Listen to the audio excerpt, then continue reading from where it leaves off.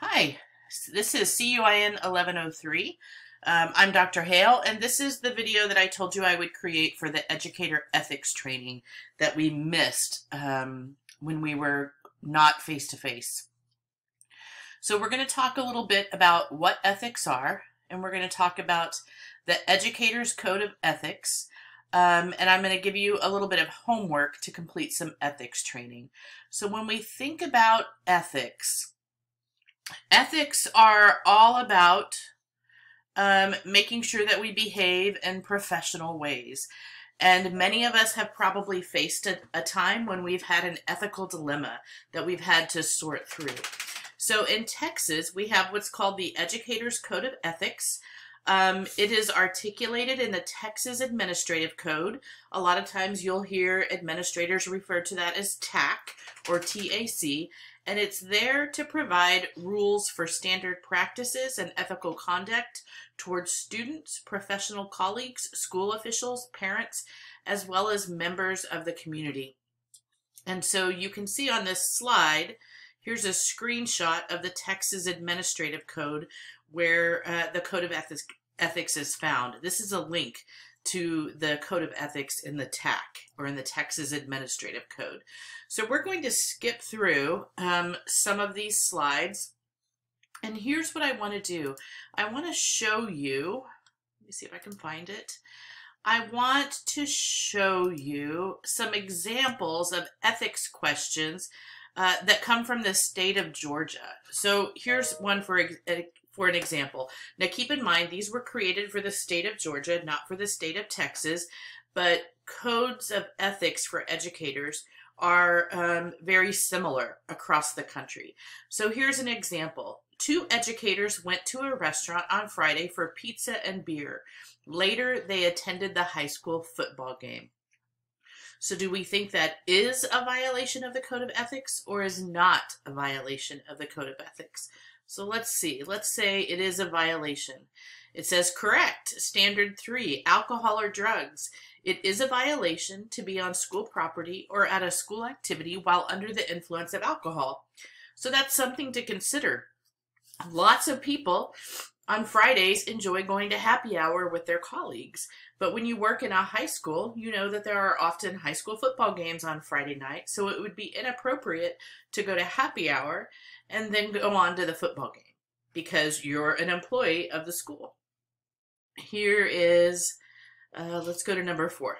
It says, number 4, the educator checked no on the PSC application for the question, have you ever committed a crime of moral turpitude, since she had previously acknowledged her criminal history the previous time her certificate was reviewed. So do we think that's a violation of the Code of Ethics or not a violation? So the first thing you need to think about is, what does moral turpitude mean? So moral turpitude, when you work in a public school, has some pretty strict meaning. So let's say it's not a violation. It says correct, standard 4, honesty. An offense only has to be reported to the PSC for an investigation one time. So since she'd already acknowledged her criminal history, she didn't have to report it a second time. Here's another scenario.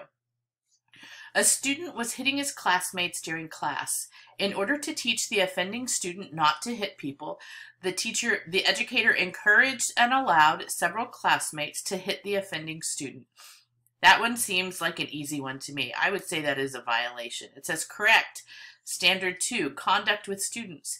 An educator shall not commit acts of child abuse, cruelty to children, or child endangerment. This includes physical or verbal abuse. Here's another one. 18. The educator accepted payments from parents for assisting their children, who are students in the school system, with their basic baseball skills on Saturdays. Is that a violation or not a violation? I clicked on not a violation, and that's incorrect. Remunerative conduct. It is unethical to solicit a student or parent of a student or parent of a student to purchase services from an educator or to participate in activities that financially benefit the educator unless approved by the local Board of Education / governing board or authorized designee. So these are just examples from the state of Georgia, but what we need to keep in mind is that they are very similar in the state of Texas. So here's what I want you guys to do. When you go to Blackboard, I want you to go under course content, and I want you to scroll down here to this ethics training assignment. You're going to click on this file, an ethics training document, and it's going to, it's going to open up this document for you. This is the homework for the ethics training.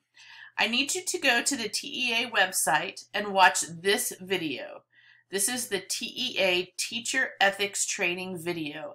And as a teacher candidate in our College of Education and somebody working towards certification, Texas State Teacher Certification, you are required to watch this video. Okay? Once you have finished, you're going to go to this link, and you're going to indicate that you have reviewed the Code of Ethics and watched the video, right? That's how you're going to get your grade for the ethics training. Some of you may have already done that, but I need you to all make sure that you watch this video. This is required by the state of Texas and is a part of your formal admissions audit. So you know that you're in pre-teaching now, and you have several benchmarks that you have to complete in order to be formally admitted to the teacher education program. This is one of those benchmarks. Your interview with a faculty member, that was another one of your benchmarks. So please make sure that in the next few days you watch this video and you click on this link right here to take the survey. If you'll remember, that can all be found right here under the ethics training assignment. All right? When you click on that right there,